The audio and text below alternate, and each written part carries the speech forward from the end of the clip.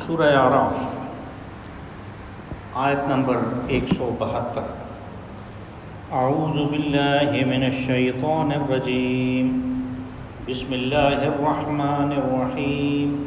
وَإِذْ أَخَذَ رَبُّكَ مِن بَنِي آدَمَ مِن ظُهُورِهِمْ ذُرِّيَّتَهُمْ وَأَشْهَدَهُمْ عَلَىٰ أَنفُسِهِمْ أَلَسْتُ بِرَبِّكُمْ قَالُوا بَلَىٰ شَهِدْنَا أَن تَقُولُوا يَوْمَ الْقِيَامَةِ إِنَّا كُنَّا عَنْ هَٰذَا غَافِلِينَ أَوْ تَقُولُوا إِنَّمَا أَشْرَكَ آبَاؤُنَا مِن قَبْلُ وَكُنَّا ذُرِّيَّةً مِّن بَعْدِهِمْ أَفَتُهْلِكُنَا بِمَا فَعَلَ الْمُبْطِلُونَ وَكَذَٰلِكَ نُفَصِّلُ الْآيَاتِ وَلَعَلَّهُمْ يَرْجِعُونَ وَاتْلُ عَلَيْهِمْ نَبَأَ الَّذِي آتَيْنَاهُ آيَاتِنَا فَانسَلَخَ مِنْهَا فَأَتْبَعَهُ الشَّيْطَانُ فَكَانَ مِنَ الْغَاوِينَ وَلَوْ شِئْنَا لَرَفَعْنَاهُ بِهَا وَلَٰكِنَّهُ أَخْلَدَ إِلَى الْأَرْضِ وَاتَّبَعَ هَوَاهُ فَمَثَلُهُ كَمَثَلِ الْكَلْبِ إِن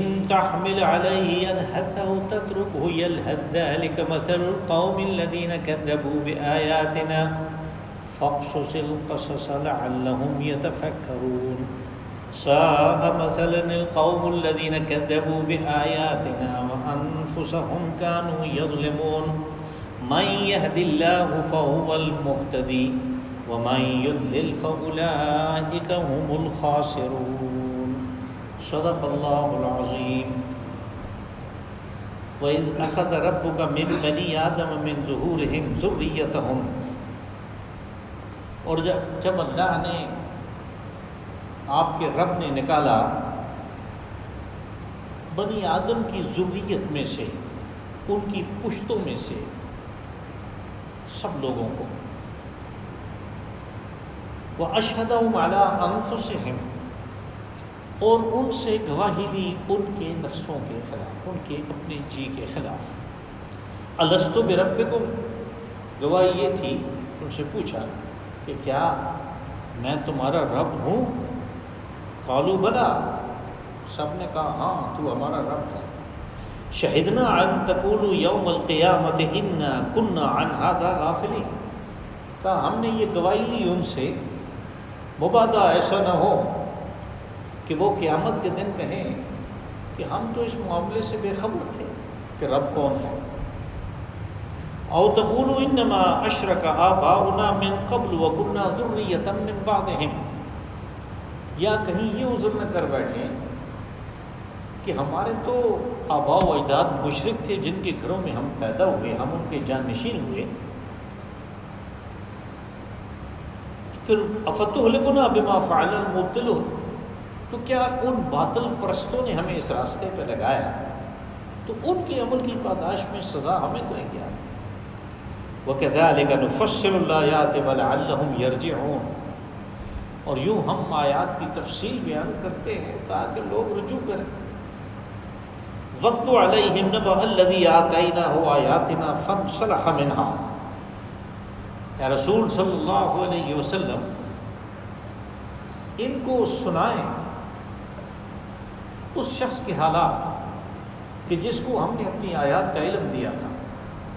فانسلخ منہا، تو وہ اس علم کے خول سے نکل بھاگا۔ فاتبعہ الشیطان فکان من الغاوین، اور شیطان اس کے پیچھے پڑ گیا، بالآخر وہ گمراہ ہوا۔ وَلَوْ شِئْنَا لَرَفَعْنَاهُ بِهَا وَلَٰكِنَّهُ أَخْلَدَ إِلَى الْأَرْضِ وَاتَّبَعَ هَوَاهُ، ہم چاہتے تو ان آیات کے ذریعے سے اس کے مرتبہ اور مقام کو بلند کرتے، لیکن اس نے خود ہی نیچے کی طرف رخ کیا، اپنا زمین کی طرف۔ اخلد الی الارض، اپنے آپ کو زمین کے ساتھ جوڑ کے رکھا۔ واتبع ہواہ، اور اپنی خواہش کی پیروی میں لگ گیا۔ فمثلہ کمثل الکلب، اس کی مثال ایک کتے کی سی ہے۔ ان تحمل علیہ یلہث او تترکہ یلہث، آپ اس پہ کوئی پتھر اٹھائیں، لاٹھی اٹھائیں تو وہ ہانپتا ہے، اور اگر چھوڑ دیں تو پھر بھی ہانپتا ہے۔ ذالک مثل القوم الذین کذبوا بآیاتنا، یہ مثال ہے اس قوم کی کہ جس نے ہماری آیات کو جھٹلایا.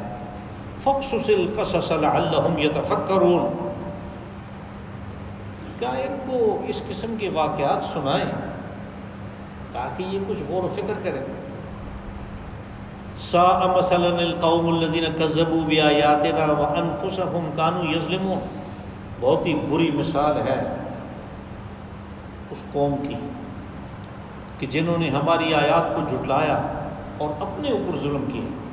مَن يَهْدِ اللَّهُ فَهُوَ الْمُهْتَدِي، کہ جس کو اللہ نے ہدایت دی، ہدایت تو اس نے پائی. وَمَن يُضْلِلْ فَأُولَٰئِكَ هُمُ الْخَاسِرُونَ، اور جو گمراہ ہوا اس نے زبردست نقصان اٹھایا. اس سورہ مبارکہ میں اصل مخاطب قریش ہے، یعنی بنی اسماعیل ہے. پہلے ان کو تمام واقعات سنائے گئے. یہ یاد رکھیں کہ بنی اسماعیل یا قریش یا امی وہ لوگ ہیں کہ جن کے ہاں تعلیم نہیں تھی، وہ پڑھے پڑھائے لوگ نہیں تھے، ان کے ساتھ کوئی الہامی کتاب نہیں تھی، کوئی رسول ان کے پاس حضرت اسماعیل علیہ السلام سے لے کر رسول اللہ صلی اللہ علیہ وسلم تک کوئی رسول نہیں آیا. تو یہ امی لوگ تھے. ان کو جو توحید کی بات سمجھانی ہے، جبکہ وہ زبردست قسم کے شرک میں لفڑے ہوئے تھے، اب ان کو اس شرک کی گندگی سے نکال کے توحید کی صراط مستقیم پہ ڈالنا، اس اندھیرے سے نکال کے روشنی کے اوپر ڈالنا، اور پھر اس کے لیے دلائل فراہم کرنا، یہ کوئی آسان کام نہیں کہ وہ کیسے دلائل کو سمجھیں گے، ان کی معلومات ہی نہیں.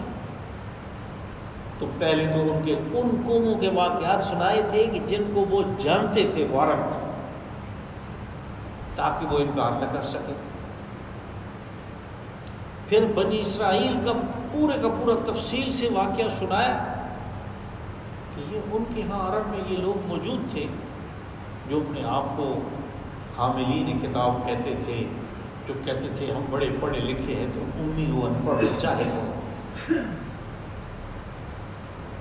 اور پھر اس کے بعد انہیں اس عہد فطرت کی یاد کروائی کہ جو ہر انسان کے اندر موجود ہے،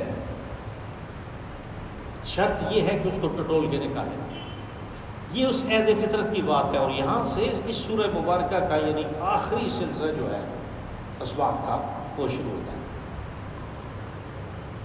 یہ لفظ جو ہے، یہ قصہ جو ہے، یہ واقعہ جو ہے، اس کو از سے یاد کیا. جب از کا لفظ آتا ہے، حرف آتا ہے جب از کا، تو یہ متکلم کسی ایسے واقعہ کے بارے میں یاد کروانا چاہتا ہے کہ جو مخاطبین کو یاد ہو یا وہ بھول گئے ہو، کوئی بات نہیں، لیکن وہ واقعہ ہو چکا ہے.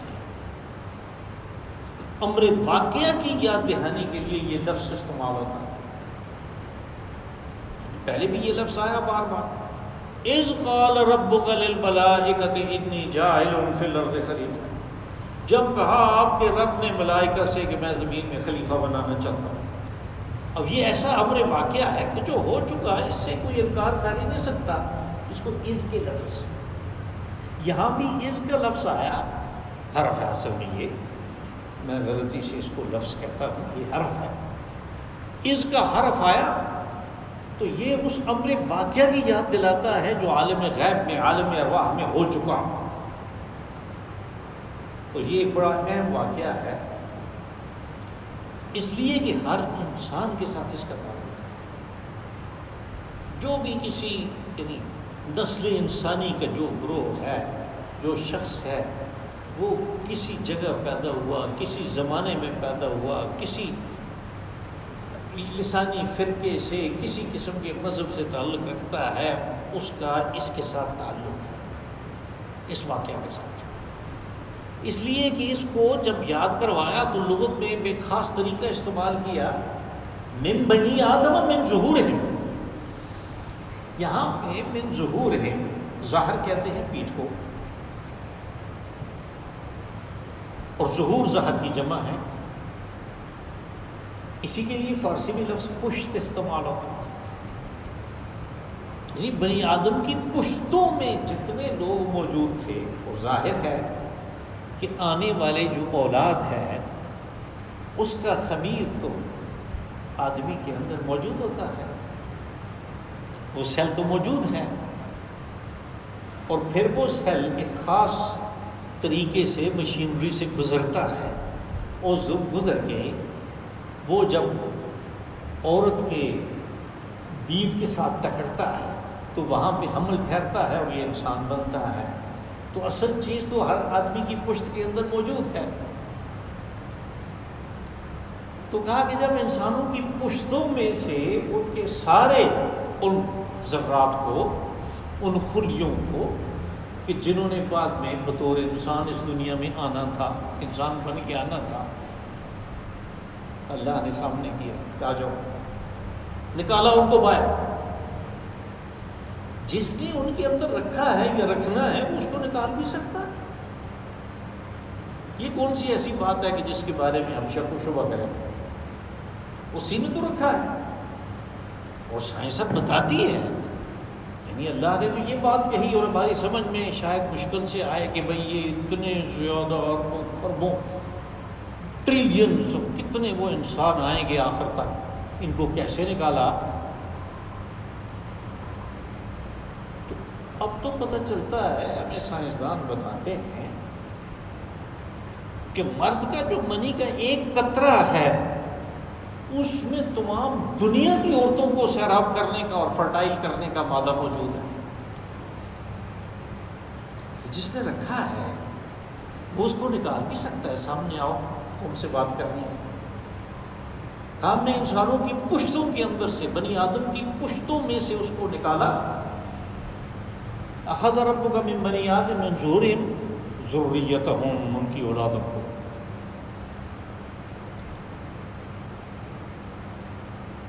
وَأَشْهَدَهُمْ عَلَىٰ أَنفُسِهِمْ أَلَسْتُ بِرَبِّكُمْ، اور پھر ان سے گواہی لی۔ یہاں گواہی کے ساتھ عَلَىٰ کا صلہ استعمال ہوا، اور یہ میں نے کافی دفعہ یہ بات کہی کہ گواہی یا خلاف ہوتی ہے یا حق میں ہوتی ہے۔ جب بھی گواہ جاتا ہے عدالت میں، جج کے سامنے پیش ہوتا ہے، تو وہ یا تو کسی کے خلاف گواہی دے رہا ہوتا ہے یا اس کے حق میں گواہی دے رہا ہوتا ہے۔ جب وہ خلاف گواہی دے تو اس گواہی کے لیے عربی زبان میں قرآن پاک میں عَلَىٰ کا صلہ استعمال ہوتا ہے۔ اگر حق میں دے تو صرف لام ہوتا ہے،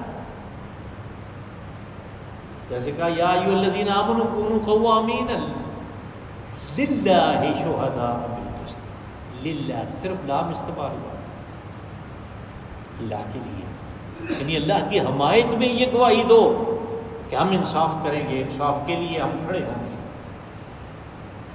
یہاں پہ عَلَىٰ کا صلہ استعمال ہوا، عَلَىٰ أَنفُسِهِمْ، یہی جو ذرہ گواہی دے رہا ہے یہ اپنے نفس کے خلاف گواہی دے رہا ہے۔ اللہ ان سے پوچھتا ہے کہ میں تمہارا رب ہوں؟ قالوا بلا، تو کہتے ہیں ہاں تو ہمارا رب ہے، ہم مانتے ہیں، ہم اقرار کرتے ہیں کہ تو ہمارا رب ہے۔ اور یہ گواہی اللہ نے فرمایا کہ اس نفس کے خلاف جا رہی ہے، کیونکہ وہ تو اس کو اللہ تو مانتا ہے، رب نہیں مانتا، اور یہ عہد و پیمان کر کے آیا ہے کہ میں رب تجھے کہوں گا، اور یہ عہد و پیمان اس کے اندر موجود ہے۔ یعنی ایک سوال یہ بھی پیدا ہوتا ہے کہ ہمیں تو یاد ہی نہیں، لیکن جو اتنی پرانی بات ہو وہ ویسے ہی تو یاد نہیں آ جاتی، آدمی اس کو یاد کرتا ہے تو وہ یاد آتی ہے نا۔ اس کے یاد کرنے کے لیے بعض اوقات ایسے بھی ہوتا ہے کہ کسی چیز کا حوالہ لینا پڑتا ہے۔ مثال کے طور پہ آپ کو نمبر نہیں یاد تو آپ موبائل سے اس کو نکالتے ہیں کہ اس آدمی کا یہ نمبر ہے، وہاں پہ اور ڈیٹیل نکل آتی ہے کہ اس کی یہ رہائش ہے، اس کا دوسرا نمبر یہ ہے، وغیرہ وغیرہ۔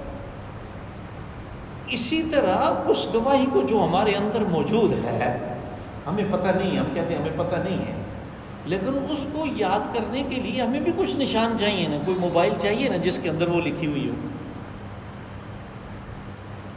یہ وہ نشان ہیں جن کے ذریعے سے اس کو یاد کرنا ہے۔ یہ کتاب وہ نشان ہے، اس کی آیات ہیں، آیت کہتی ہی نشانی کو ہے۔ اگر ہم اس پہ غور کریں تو ہمیں پتہ چلے گا کہ ہمارے اندر یہ گواہی موجود ہے۔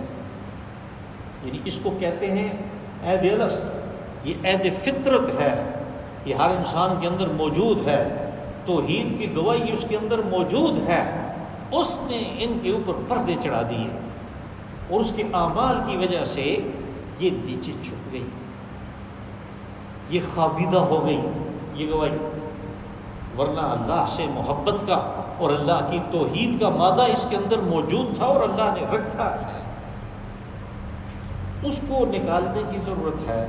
اس کو نکالنے کے بجائے اگر ہم مزید اس کے اوپر چڑھاتے جائیں پردے تو وہ تو اور دب جائے گا، اور ہمارے جو اعمال ہیں یہ اس کو وہ فی الحال اور دبانے والے ہیں۔ تو اس کو کہتے ہیں عید الست، یعنی عید فطرت۔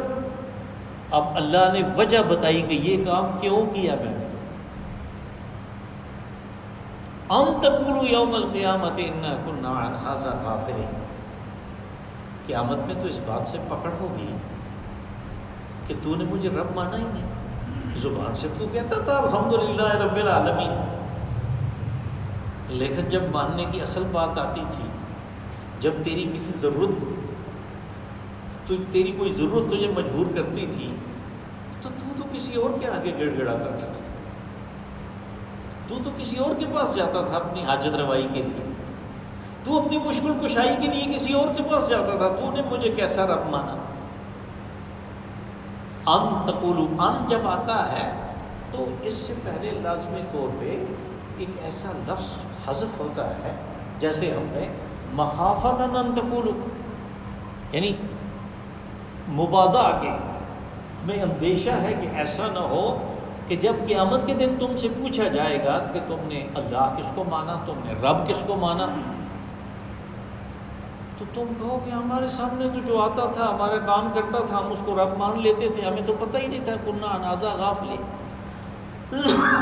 ہم تو اس بات سے بے خبر تھے کہ اصل حاجت روائی کرنے والا تو ہے، اسباب پیدا کرنا تیرا کام ہے، ہمارے سامنے تو اسباب کا پردہ تھا اور ہم پردے کے پیچھے جو ان اسباب کو چلا رہا تھا اس سے ہم بے خبر تھے۔ یہ گواہی ہم نے اس لیے لی ہے کہ تم یہ عذر پیش نہ کر سکو قیامت کے دن کہ ہم بے خبر تھے۔ اب اگر ہمیں پتہ نہیں تو یہ اس لیے پتہ نہیں ہے اس گواہی کا کہ ہم نے اپنے اندر کو ٹٹولا ہی نہیں۔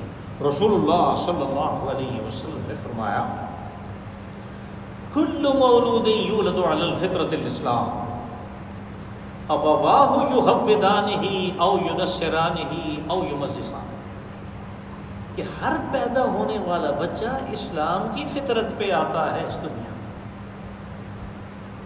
وہ موحد ہوتا ہے، وہ ایک اللہ کو ماننے والا، اللہ کو اپنا رب ماننے والا ہوتا ہے۔ یہ تو اس کے ماں باپ ہیں جو اس کو یہودی بنا دیتے ہیں، نصرانی بنا دیتے ہیں، مجوسی بنا دیتے ہیں، اور پھر آج کے دور میں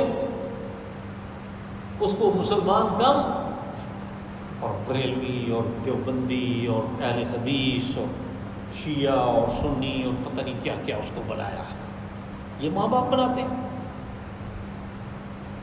اور یہ حدیث بالکل صحیح ہے کہ کل مولود یولد علی فطرۃ الاسلام، ہر ایک فطرت اسلام لے کر پیدا ہوتا ہے، اس دنیا کے ماحول میں اس کو تباہ و برباد کیا ہوتا ہے۔ کہا کہ ایک تو یہ اندیشہ تھا، او تقولو،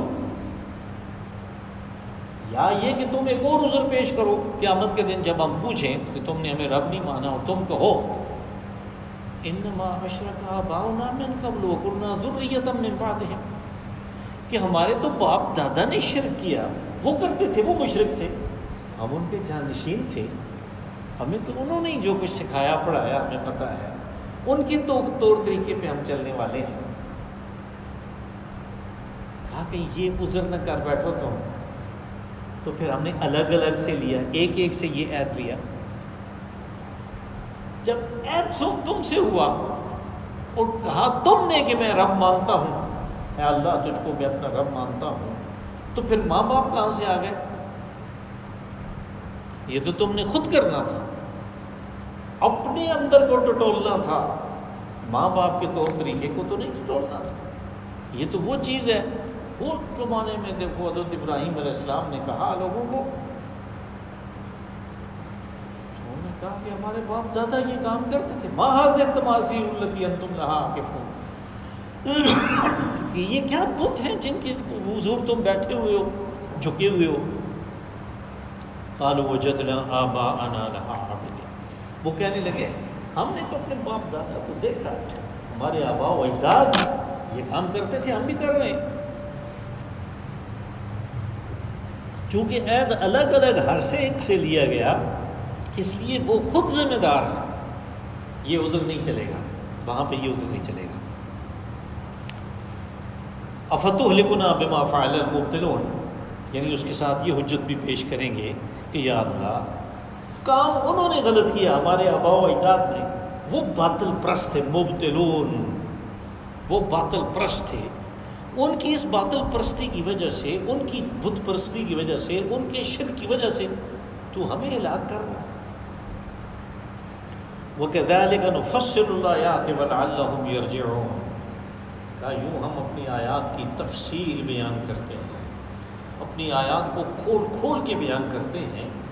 یہ اس لیے کہ جس وقت بھی لوگ سمجھنا چاہیں, جس وقت بھی اپنے اندر کو وہ ٹٹولیں, انہیں پتہ چلے گا کہ یہ بات درست کہی جا رہی ہے کہ رب اللہ ہے, اور وہ کسی اور کو رب مانتے ہوئے اس کو چھوڑ کے اس طرف یرجعون, رجوع کریں, واپس آ, رجع یرجع, واپس جانا. وَاتْلُ عَلَيْهِمْ نَبَأَ الَّذِي آتَيْنَاهُ آيَاتِنَا فَانْسَلَخَ مِنْهَا. یہ بھی قرآن پاک کا ایک بڑا یعنی نازک سا مقام ہے, اس لیے کہ ہمیں اس کی تعویل میں بہت کچھ ملتا ہے, لیکن جو بہت کچھ ملتا ہے اس میں اسرائیلی روایات اس طرح گڑبڑ ہو گئی ہیں کہ ان کو علیحدہ کرنا یہ بھی ایک بہت بڑا مسئلہ ہے. یہی وہ ہے, آپ نے سنا ہوگا کہ ایک آدمی تھا بلم بن باعورہ, اور اس کا زمانہ یہ تھا, اور اس نے یہ موسیٰ علیہ السلام کے خلاف بد دعا کی. اس کو اسم اعظم کا پتہ تھا, اس اسم اعظم کے ساتھ وہ دعا کرتا تھا, وہ قبول ہوتی تھی. اور وہ موسیٰ علیہ السلام کے خلاف گئی تو انہوں نے پوچھا اللہ سے کہ یہ کیا ہوا, کہ میں تیرا رسول ہوں, تیرے حکم پہ میں گیا اور مجھے شکست ہو گئی. نے کہا کہ وہ تو ہمارا ایک بندہ ہے بلم بن باعورہ, تو اس نے دعا کی تھی تو میں نے اس کی دعا قبول کی. تو پھر موسیٰ علیہ السلام نے بھی اس کے خلاف بد دعا کی. یہ میں اسرائیلی روایت بیان کر رہا ہوں, ان بہت سی روایتوں میں سے ایک. تو پھر موسیٰ علیہ السلام نے بھی کہا کہ پھر میں بھی دعا کرتا ہوں کہ تو اس کو کتا بنا دے. تو اس شخص کے بارے میں یہ کہا گیا ہے کہ یہ بلم بن باعورہ جو ہے, یہ قیامت کے دن اس کو کتا بنایا جائے گا, اور اس کی جو سکن ہے, جو چمڑی ہے, اصحاب کاف کے کتے کی اس کو پہنائی جائے گی, اور اس کتے کو انسان بنا کے جنت میں بھیجا جائے گا. یہ اسرائیلی روایت اتنی مشہور ہوئی کسی زمانے میں, آج سے چند 100 سال پہلے, کہ سعدی نے بھی لکھا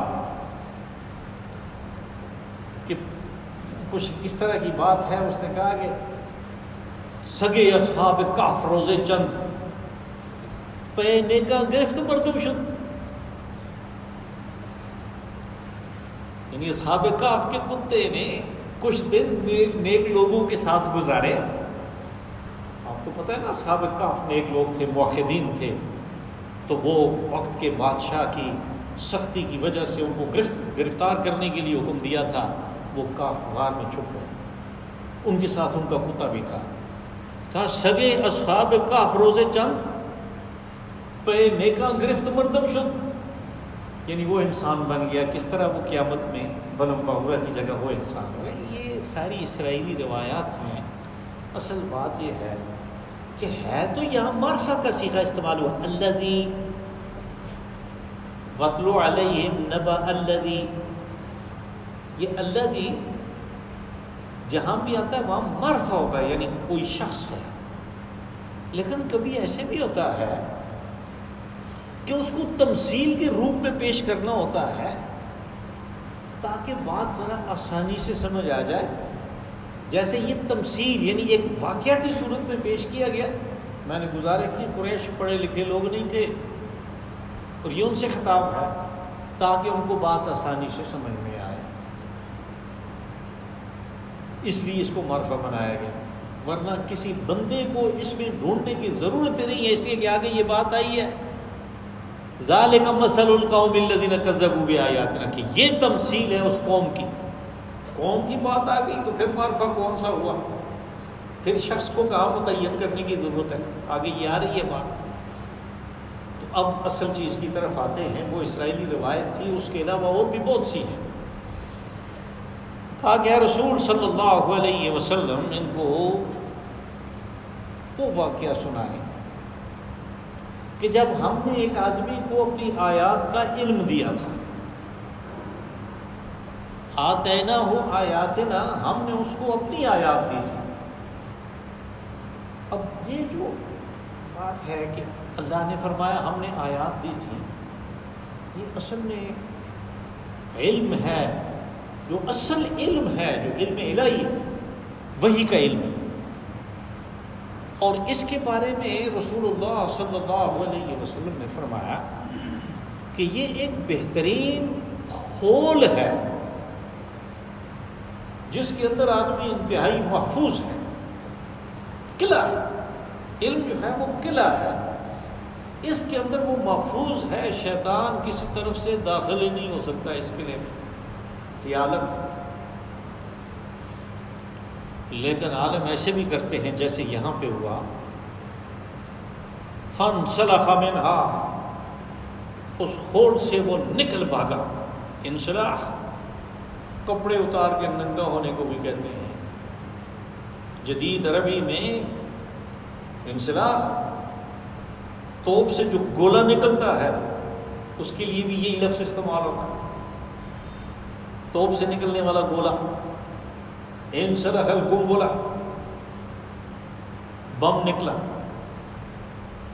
تو وہ آدمی بھی جب اس خول کو جو اللہ نے اسے عطا کیا اپنے علم میں سے، اپنی کتابوں میں سے، اپنی آیات میں سے، اور وہ محفوظ تھا، اس سے نکل کے بھاگا کہ یہاں میرا کام نہیں چل رہا، دنیا کدھر کی کدھر نکل گئی ہے اور میں اسی طرح بیٹھا ہوں. ان کے پاس کتنے کبرڈ ہیں، کپڑوں کے بھرے ہوئے ہیں، میرے پاس وہی 2 جوڑے ہیں، ایک کو دھوتا ہوں دوسرا پہنتا ہوں. انہوں نے اپنے بیٹے کی شادی پہ کتنی زبردست قسم کی دعوتیں کی، کیا کچھ کیا، اور میں کچھ بھی نہیں کر سکتا.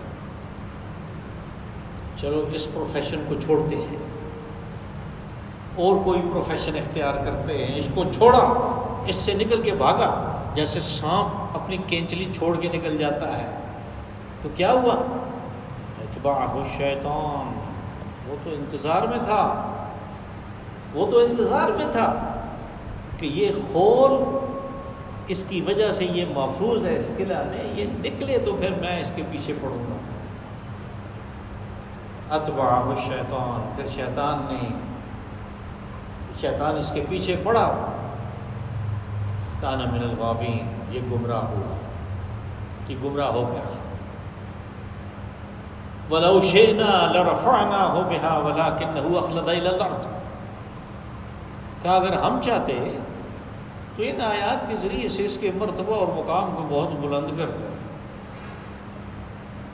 یہ اس دنیا میں بھی ایک مثال بنتا، ایک رول ماڈل بنتا، اور آخرت میں تو خود بھی اس نے بہت آگے نکلنا تھا. اس لیے کہ اس کے پاس اللہ کی آیات تھیں تو سب سے قیمتی چیز ہے، اس کے ذریعے سے یہ سب کچھ ہونا تھا. یہدی بہ کثیرا، ان کے ذریعے سے وہ بہت سو کو ہدایت دیتا ہے، وہ روشنی مہیا کرتا ہے کہ جس سے وہ صحیح سمت میں چلتے ہیں. لیکن اس نے ایسے نہیں کیا. اخلد الی الارض، اس نے زمین کے اندر سے نکلنے والی چیزیں اور زمین اس کے ساتھ چپک کے رہنا پسند کیا، یہ کام اس نے پسند کیا۔ آدمی کی ساری ضروریات، اس کی ساری عیاشیاں، اس کی سارے پرتعیش سلسلے، وہ سارے کے سارے زمین سے نکلتے ہیں۔ الم نجعل الارض کفاتا احیاء و امواتا، کیا ہم نے یہ زمین تمہارے لیے کافی نہیں بنائی ہے، زندوں کے لیے بھی مردوں کے لیے، جو چیز چاہیے اس میں سے نکلتی ہے، اور سارے مردے بھی اسی کے اندر سما جاتے ہیں۔ اخلد الی الارض، کیا اس نے وہ عالم ملکوت کی جو بات تھی اس کو چھوڑ دیا؟ قرآن پاک، تورات، اس کو چھوڑ دیا اور اس زمین کی چیزوں کے پیچھے پڑ گیا۔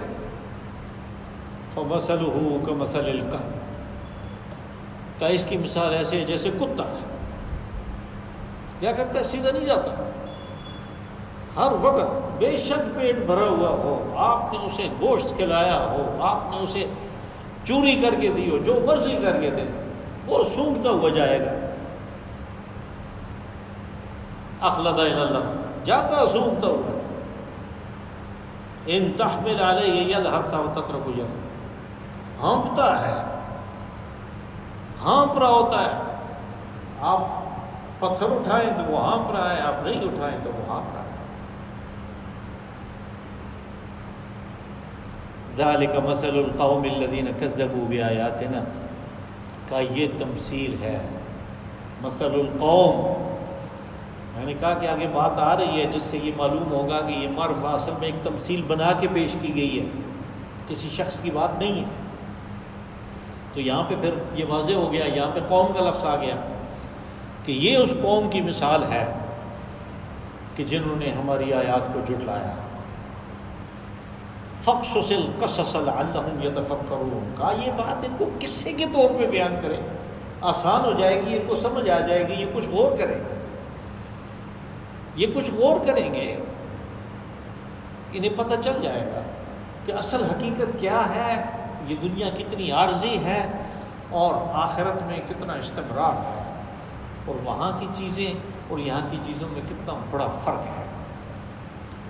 ساء مثلا القوم الذین کذبوا بآیاتنا وانفسهم كانوا یظلمون، کہا یہ مثال تو ہم نے بیان کی،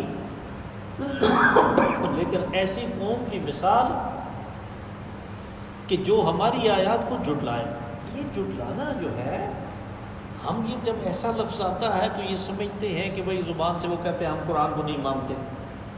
بھئی سارے لوگ اس بیوقوف احمد پادری، کیا نام تھا اس کا، وہ امریکہ والا جو کہتا تھا میں اس قرآن کو جلاؤں گا، سارے اس طرح کے نہیں ہوتے۔ لوگوں کی اکثریت، خاص طور پہ وہ جو اپنے آپ کو مسلمان کہتے ہیں، وہ اس کو جھٹلاتے نہیں ہیں، وہ بڑے بادب طریقے پہ وہ پاؤں اس کی طرف نہیں کرتے، اور کوئی کر رہا ہو تو کہتے ہیں یہ کتنے عجیب لوگ ہیں جی، اس سے اونچے بیٹھے ہوئے ہیں، اس کی طرف پاؤں کر رہے ہیں۔ لیکن بات یہ ہے کہ کیا اس کی آیات پہ عمل بھی کرتے ہیں؟ تو وہ قول سے تو کہتے ہیں کہ یہ اللہ کی کتاب ہے، لیکن اپنے عمل سے کہتے ہیں نہیں میں اپنے طریقے پہ چلوں گا، اس میں جو کچھ ہے وہ ویسے ہی ہے، وہ پرانی باتیں ہیں، وہ آج کل وہ چل نہیں سکتی۔ یہ بات ہے، یہ جھٹلانا ہے، یہ اس کے اوپر دوسری کسی چیز کو مقدم کرنا ہے، اس کو ترجیح دینا ہے، یہ جھٹلانا ہے۔ کہا وہ لوگ جو اللہ کی آیات کو جھٹلاتے ہیں وہ اس آیات کے ساتھ کوئی ظلم نہیں کرتے، اللہ کے ساتھ ظلم نہیں ہے، اللہ کی بادشاہی میں کوئی فرق نہیں پڑتا، اس کے جلال میں، اس کے جبروت میں کوئی فرق نہیں پڑتا۔ یہ اپنے اوپر ظلم کر رہے ہیں، یہ کر کے ہمارے پاس آئیں گے تو ہم پھر ان سے سوال جواب کرنے کے بعد ان کو ان کا جو انجام ہے وہ دکھائیں گے، یہ اپنے اوپر ظلم ہے۔ مَن يَهْدِ اللَّهُ فَهُوَ الْمُهْتَدِ، چونکہ ہدایت کی بات آئی تھی تو کہا کہ اللہ نے ہدایت کے بارے میں قانون بنا رکھے، جس کے اندر ہدایت کے لیے طلب نہیں ہے، جس کے اندر ہدایت کے لیے تڑپ نہیں ہے، اور یہ طلب اور تڑپ اس لیے خاموش ہو جاتی ہے کہ آدمی دوسری چیزوں میں، گھٹیا قسم کی چیزوں میں، دنیا داری میں اپنے آپ کو بہت کھبا دیتا ہے، اس کے پاس وقت نہیں۔ آرزو اول تو پیدا ہو نہیں سکتی، کہیں ہو کہیں پیدا تو مر جاتی ہے یا رہتی ہے خواب۔ یہ چیز جو ہے یہ علامہ اقبال نے یہ بیان کی کہ آرزو اگر نہیں ہے، تڑپ نہیں ہے، تو پھر ہدایت اتنی بے قیمت چیز نہیں ہے کہ وہ نہیں چاہتا لیکن اللہ پھر بھی اس کے اوپر مارتا ہے، اس کو تھونکتا ہے۔ نہیں، وہ اتنی بے قیمت چیز نہیں ہے، وہ قیمتی ہے۔ اس لیے کہا کہ قانون یہ ہے کہ جو ہدایت کے لیے کوشش کرے گا، جو ہدایت کے لیے تڑپ پیدا کرے گا، اس کی آرزو ہوگی کہ میں سیدھے راستے پہ چلوں، اس کے لیے اللہ دروازے کھولے گا، اس کے لیے اس چیز کو آسان بناتا ہے۔ اور ہدایت بھی اسی کی ہے، ہدایت بھی اسی کے پاس ہے جس کے اندر طلب اور آرزو ہے۔ وَمَن يُضْلِلْ فَأُولَٰئِكَ هُمُ الْخَاسِرُونَ۔ اور اسی قانون کے تحت جو گمراہ ہو گیا، یعنی اس کے اندر آرزو نہیں تھی، اس کے اندر طلب نہیں تھی، تڑپ نہیں تھی، وہ دوسرے کاموں میں ہی لگا رہا، کہا تو وہ تو گمراہ ہو کے رہے گا، اس لیے کہ اللہ نے تو قانون بنا رکھے اور اس کے قانون میں تبدیلی نہیں ہے۔ وَلَن تَجِدَ لِسُنَّةِ اللَّهِ تَبْدِيلًا۔ اللہ کے قانون میں کوئی تبدیلی نہیں، اس کی سنت جاری و ساری ہے۔ تو کہا یہ جو گمراہ ہوں گے تو یہ نقصان ان کا اپنا ہے۔ اللہم صلی وسلم وبارک وانعم علی عبدک ورسولک ونبیک محمد صاحب المقام